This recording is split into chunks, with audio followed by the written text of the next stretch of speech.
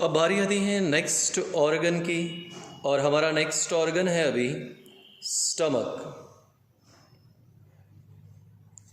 अब हमारे लिए स्टमक मस्क्यूलर ऑर्गन है, और ये बात आपको ऑलरेडी पता है। स्टमक आमतौर पे पेट कहते हैं, एब्डोमिनल रीजन में होता है स्टमक। स्टमक उसके एंटीरियर साइड में जो पाइप होता है उसे ईसोफेगस कहते हैं, यानी ईसोफेगस ओपन होता है। कहाँ पे ओपन होता है? स्टमक के अंदर। और यही वो जगह है जहाँ पोस्टेरियर ईसोफेगल स्फिंक्टर होता है। और नीचे वाला जो भाग होता है स्टमक का, वहाँ से स्मॉल इंटेस्टाइन का पहला भाग निकलता है जिसे हम लोग डिओडेनम कहते हैं। तो ये स्टमक है, मस्क्यूलर बैग है। स्टमक को दो भागों में डिवाइड किया, एक बड़ा वाला भाग जिसे हम कार्डियक स्टमक कहते हैं, और एक छोटा वाला भाग जिसे हम लोग पाइलोरिक स्टमक कहते हैं। तो स्टमक में दो पार्ट्स, कार्डियक स्टमक और pyloric stomach. Larger part of stomach cardiac stomach, smaller part pyloric stomach. Cardiac stomach receives esophagus, pyloric stomach shows exit of duodenum। तो ये हो गया हमारे लिए यहाँ पर स्टमक वाला पार्ट। हमारे पास लकीली एक मॉडल है, और ये मॉडल बेटा स्टमक का मॉडल है। अब ये हो गया यहाँ पर ईसोफेगस, यहाँ पे ईसोफेगस आएगा, और ये जो पार्ट है यहाँ से स्टार्ट होगा डिओडेनम। इस प्रकार का मस्क्यूलर बैग होता है। अब यहाँ पर मैं स्टमक को खोल देता हूँ क्योंकि अपना मॉडल है ये।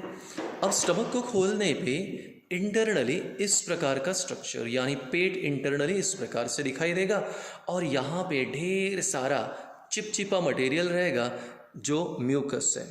अगर आप वेजिटेरियन भी हो तो भी आप नॉनवेज को डाइजेस्ट कर सकते हो, क्योंकि ह्यूमन बीइंग में ये एबिलिटी होती है कि वो जो फूड मटेरियल खाता है उसे डाइजेस्ट कर लेगा। आप जाम, आप जो है कच्चे फ्रूट्स, कैरेट्स, रेडिश या और सैलड वाली चीज़ें खा लेते हो, वो कच्ची होती हैं बट स्टिल आप में इतनी एबिलिटी होती है कि आप उसे डाइजेस्ट कर लेते हो। तो यहाँ पर जब हम सारी चीज़ें डाइजेस्ट कर सकते हैं तो आप अपने स्टमक को क्यों नहीं डाइजेस्ट कर सकते? क्वेश्चन थोड़ा अजीब लगा ना, पर फिर से सुनो। हम अलग अलग प्रकार के खाने को डाइजेस्ट कर सकते हैं, तो फिर हम अपने ही स्टमक को क्यों नहीं डाइजेस्ट करते? तो आंसर है सर हम ट्राई करते हैं, लेकिन हमारे स्टमक के अंदर यहाँ पे चिपचिपा म्यूकस लेयर होता है, और इस म्यूकस लेयर के कारण ही हम हमारे स्टमक को डाइजेस्ट नहीं कर पाते।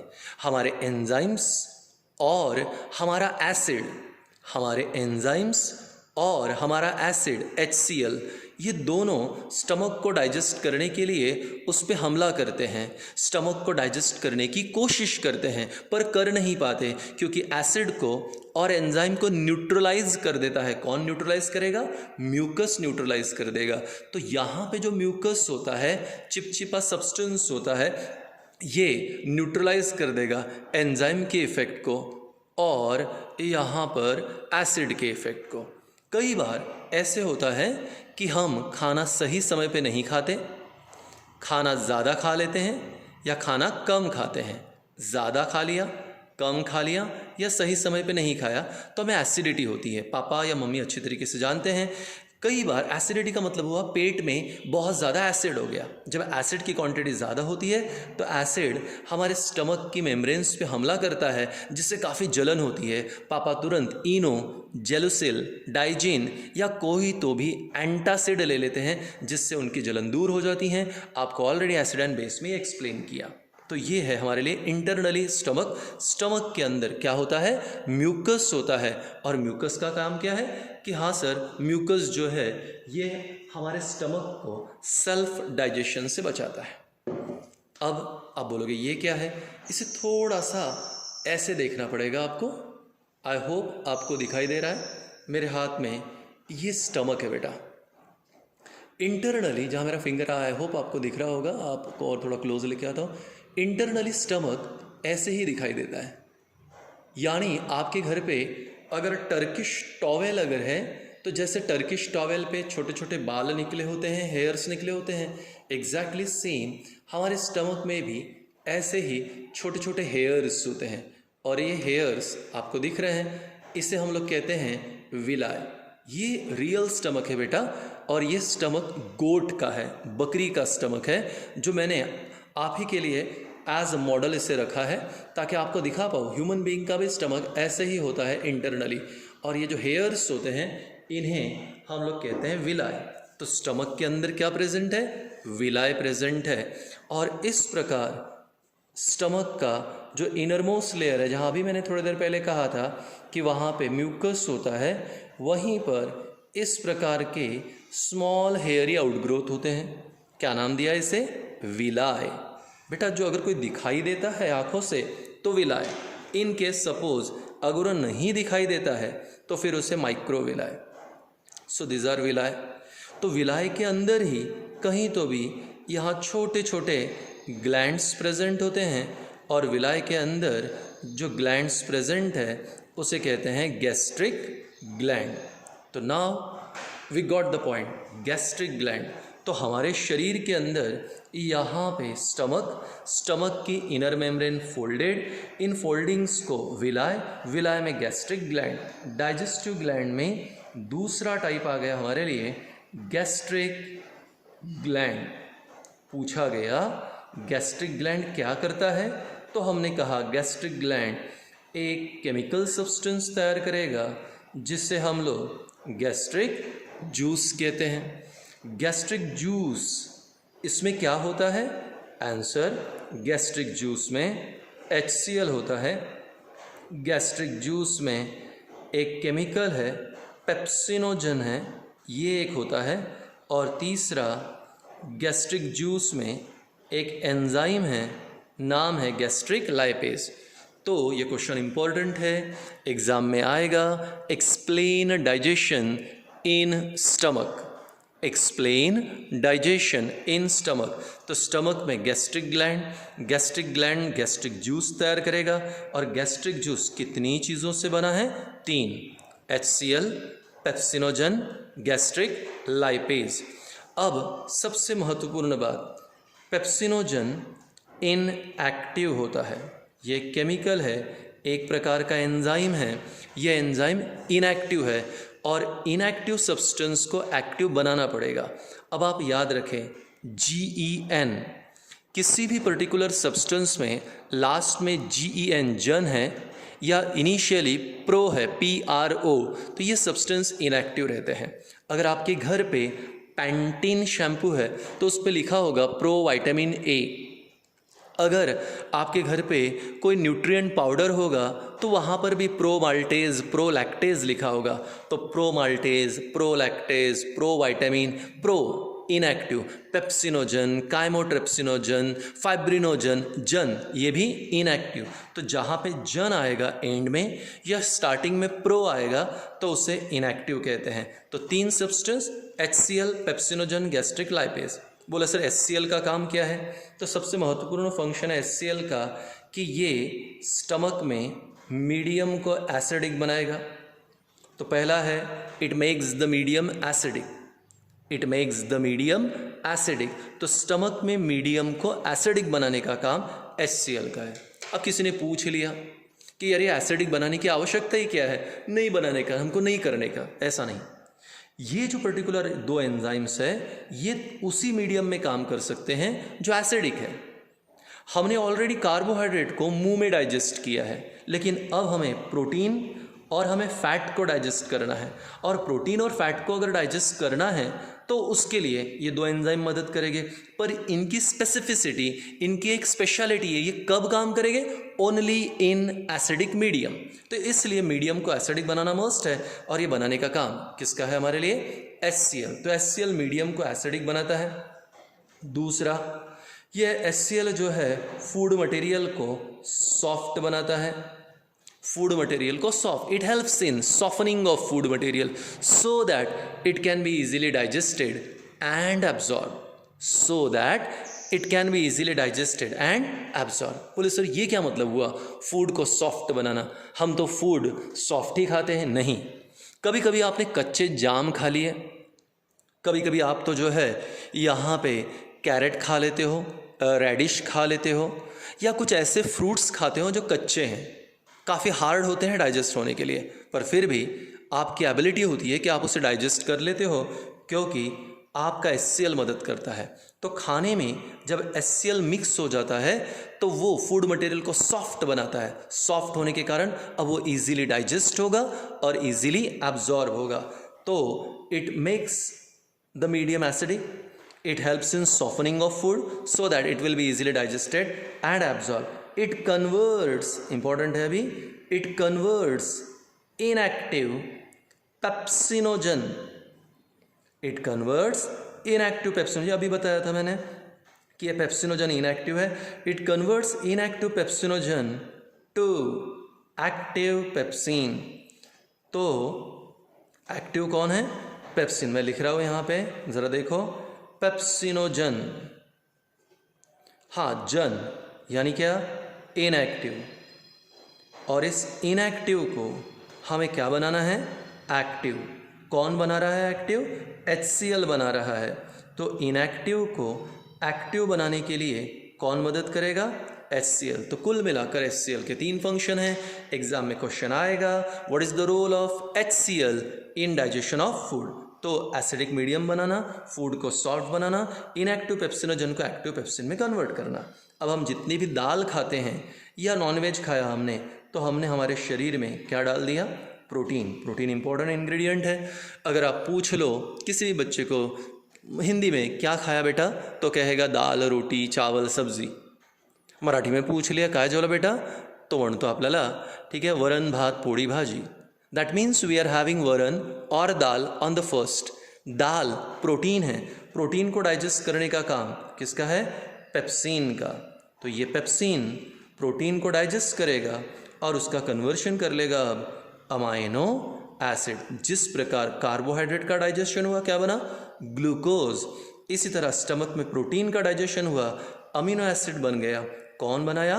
पेप्सिन। अब बच गया हमारे लिए फैट्स। तो मम्मी जब भी खाना बनाती हैं तो मम्मी खाने में तेल, घी या डालडा डालती हैं और ये सभी हमारे लिए फैट्स है। फैट्स को डाइजेस्ट करने का काम गैस्ट्रिक लाइपेज का है, या कुछ लोग इसे लिपेज भी कहते हैं। तो फैट को डाइजेस्ट किया गैस्ट्रिक लाइपेज ने और उसका कन्वर्शन किया fatty acid and glycerol. Fatty acid and glycerol. तो कार्बोहाइड्रेट का डाइजेशन होगा, ग्लूकोज बनेगा। प्रोटीन का डाइजेशन होगा, अमीनो एसिड बनेगा। फैट का डाइजेशन होगा, फैटी एसिड बनेगा। और फैटी एसिड हम स्किन के नीचे बिलो द स्किन स्टोर करते हैं, आप उसे चर्बी कहते हैं। तो हम फैट्स को in the form of fatty acid store करते हैं। इस प्रकार हमारे लिए जो है स्टमक में डाइजेशन होगा।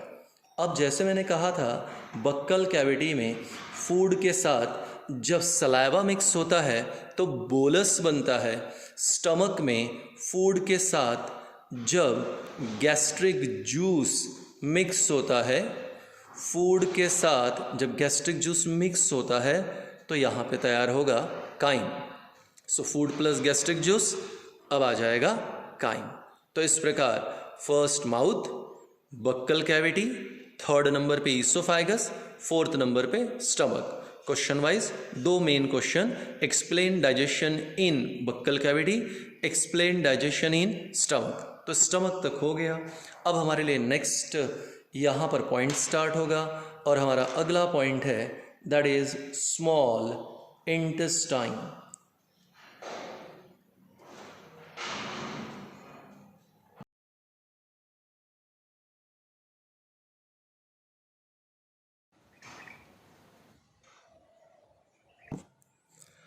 तो अब हम लोग कंटिन्यू करते हैं स्मॉल इंटेस्टाइन की तरफ। सो सबसे पहला पार्ट, स्मॉल इंटेस्टाइन 3 भागों में डिवाइडेड है, डिओडेनम, इलियम और जेजेनम। हालांकि इसका CBSE 10th स्टैंडर्ड में कोई भी काम नहीं है, पर फिर भी आप याद रखें हमारे लिए जो है स्मॉल इंटेस्टाइन 3 पार्ट्स में डिवाइडेड है, duodenum, ileum, jejunum. Duodenum first part है जो स्टमक से स्टार्ट होता है। यहाँ पे स्मॉल इंटेस्टाइन जो है ये 7 मीटर्स का होता है एडल्ट में, यानी एक एडल्ट पर्सन है तो 7 मीटर उसका लेंथ होता है। जबकि जिस दिन बच्चा पैदा होता है, एक छोटा सा बच्चा, ठीक है, 1 दिन का, उसमें भी अगर हम स्मॉल इंटेस्टाइन देखें तो स्मॉल इंटेस्टाइन 2 मीटर का होता है। क्वेश्चन पूछा गया कि स्मॉल इंटेस्टाइन इतना बड़ा क्यों है, तो आंसर बहुत ही सिंपल है, ठीक है, more surface area more will be absorption. तो surface area is directly proportional to absorption. तो सरफेस एरिया ज़्यादा होगा तो न्यूट्रिएंट का एब्जॉर्प्शन भी ज़्यादा होगा, इसलिए स्मॉल इंटेस्टाइन इतना बड़ा है या उसका सरफेस इतना ज़्यादा है। स्मॉल इंटेस्टाइन के अंदर कुछ इंटेस्टिनल जूसेस भी होते हैं।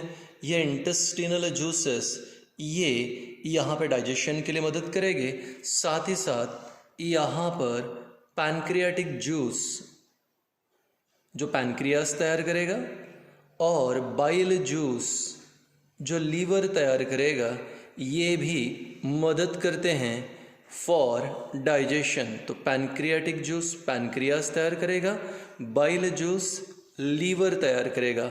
इस प्रकार पैनक्रियाटिक जूस और बाइल जूस का भी मदद होगा इंटेस्टाइन में फॉर डाइजेशन ऑफ फूड।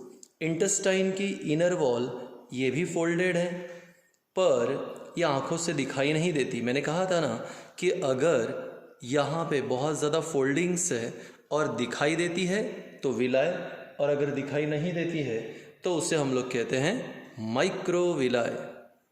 तो स्मॉल इंटेस्टाइन में माइक्रोविलाय है। माइक्रोविलाय के कारण सरफेस एरिया और भी ज़्यादा इंक्रीज होगा, और सरफेस एरिया अगर इंक्रीज हुआ तो एब्जॉर्प्शन भी इंक्रीज होगा।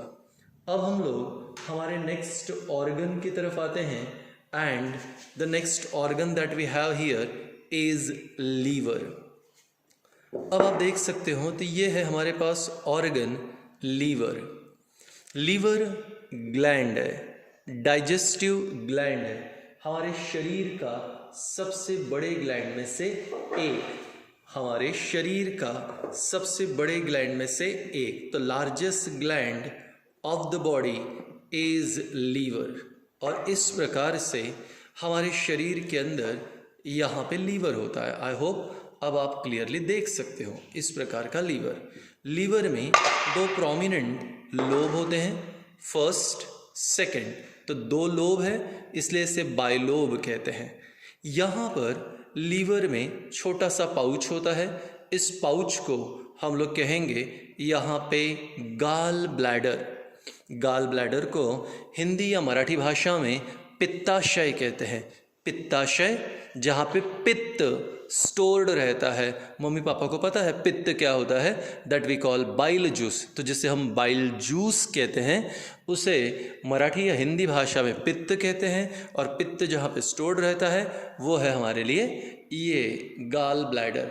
थोड़ा सा ये डार्क ग्रीनिश कलर का रिप्रेजेंट किया गया है क्योंकि बाइल जूस का कलर बॉटल ग्रीन ही होता है। मैंने आपके लिए यहाँ पर एक डायग्राम ऑलरेडी ड्रॉ करके रखा है, you can focus on this.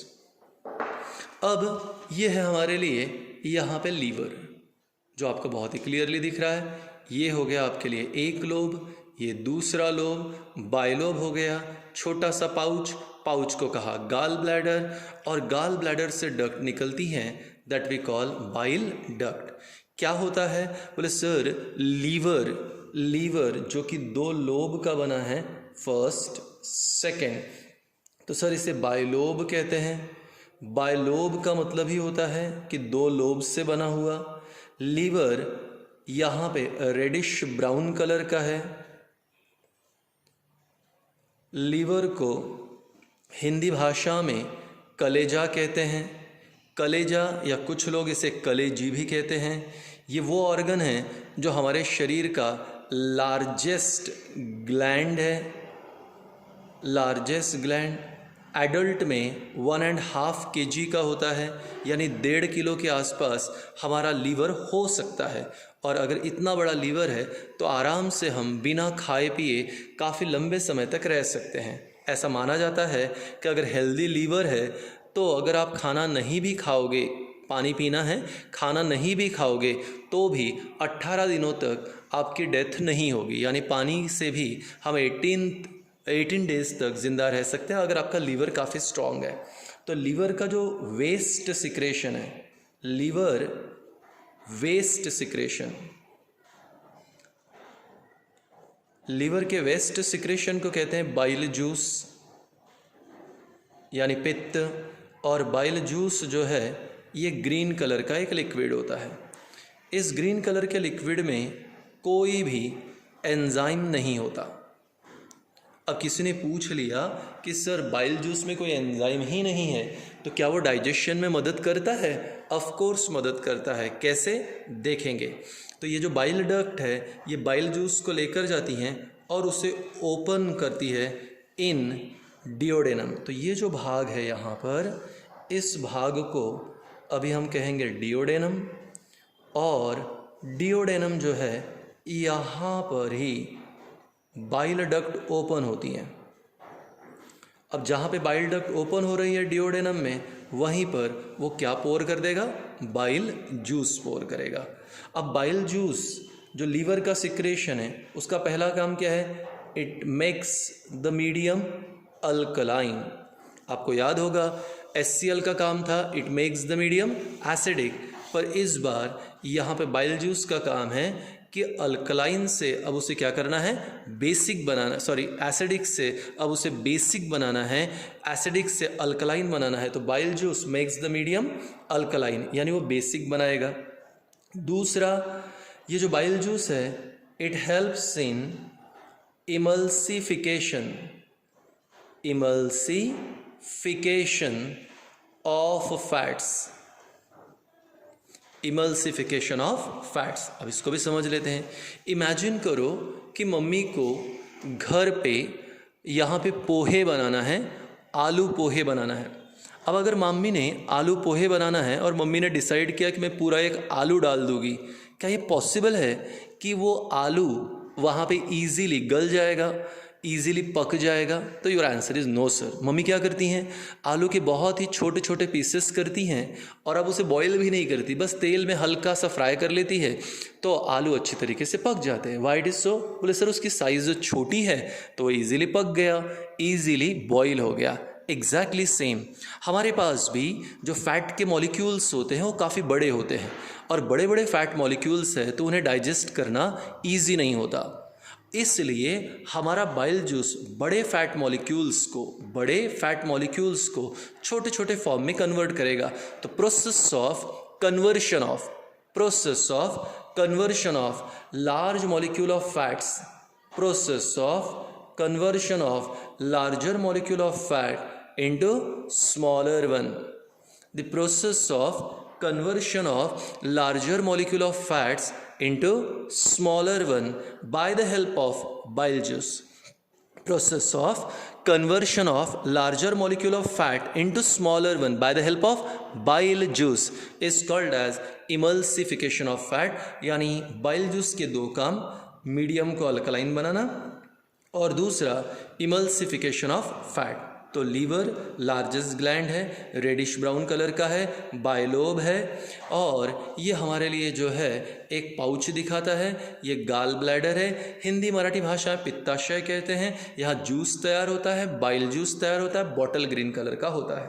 ठीक, आजकल कुछ बीमारियों में गाल ब्लैडर में भी स्टोन तैयार होते हैं, इसे गाल स्टोन कहते हैं। पथरी हिंदी भाषा में, हाँ पथरी कभी कभी गाल ब्लैडर में भी होती है, इसे ऑपरेशन के द्वारा ही निकालना पड़ता है, अदरवाइज ट्रीट नहीं होता। अब बारी आती है हमारे दूसरे ग्लैंड की, पैनक्रियाज। तो ये जो आपको लीफ जैसा जो ग्लैंड दिख रहा है ये पैनक्रियाज है। पैनक्रियाज क्रीम कलर का ग्लैंड होता है, छोटा सा ग्लैंड, क्रीम कलर का ग्लैंड। तो यहाँ पर ये मेरे पास एक छोटा मॉडल है। तो ये जो आपको छोटा सा जो वाइटिश कलर का जो पोर्शन दिख रहा है ये पैनक्रियाज है। पैनक्रियाज पैनक्रियाटिक जूस तैयार करेगा, पैनक्रियाज पैनक्रियाटिक जूस तैयार करेगा। लीवर दिन भरे में 24 घंटे में 800 से लेकर 900 ml बाइल जूस तैयार करेगा, जबकि पैनक्रियाज पैनक्रियाटिक जूस तैयार करेगा। ये पैनक्रियाटिक जूस भी फाइनली हम कहाँ पे पोर कर देंगे? डिओडेनम में पोर करेंगे। अब पैनक्रियाटिक जूस भी डिओडेनम में आएगा, बाइल जूस भी डिओडेनम में ही आ जाएगा। अब ज़रा मैं आपको पैनक्रियाज के बारे में बताता हूँ। तो अभी मैंने कहा कि पैनक्रियाज जो कि हमारा एक ग्लैंड है, पैनक्रियाज लीफ लाइक ग्लैंड है, यानी लीफ जैसा ग्लैंड है।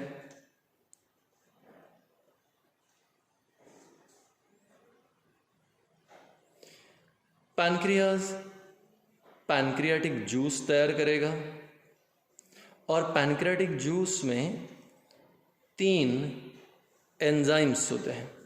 पहला पैनक्रियाटिक अमाइलेज,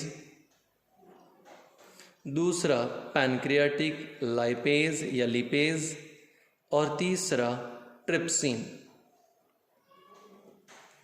हम लोग कई बार खाना बहुत गड़बड़ में खाते हैं और ऐसा बिल्कुल पॉसिबल है कि खाना पूरी तरह डाइजेस्ट न हो।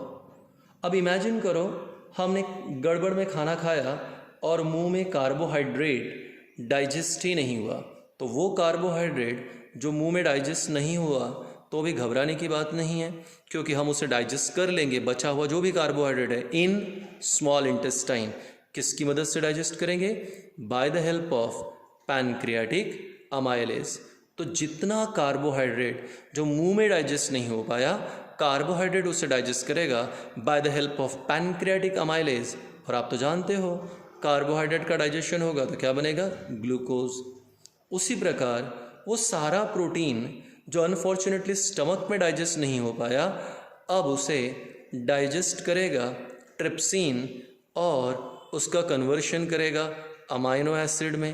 और इन केस अगर स्टमक में फैट डाइजेस्ट नहीं हो पाया तो भी प्रॉब्लम नहीं, फैट को अब हम डाइजेस्ट करेंगे स्मॉल इंटेस्टाइन में by the help of pancreatic lipase और कन्वर्शन करेंगे फैटी एसिड एंड ग्लिसरॉल।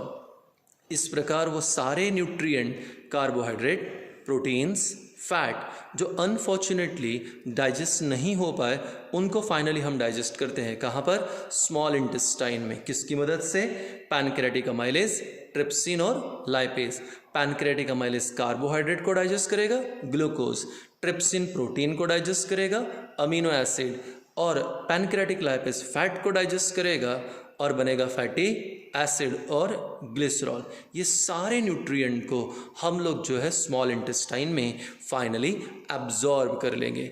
इस प्रकार ये जो डाइजेशन हुआ है, इस डाइजेशन को हम लोग कहते हैं डाइजेशन इन स्मॉल इंटेस्टाइन। तो बोर्ड का तीसरा क्वेश्चन आ गया, explain digestion in small intestine. तो स्मॉल इंटेस्टाइन में डाइजेशन होगा, पर किसकी मदद से होगा? स्मॉल इंटेस्टाइन में डाइजेशन होगा by the help of bile juice as well as by the help of pancreatic juice।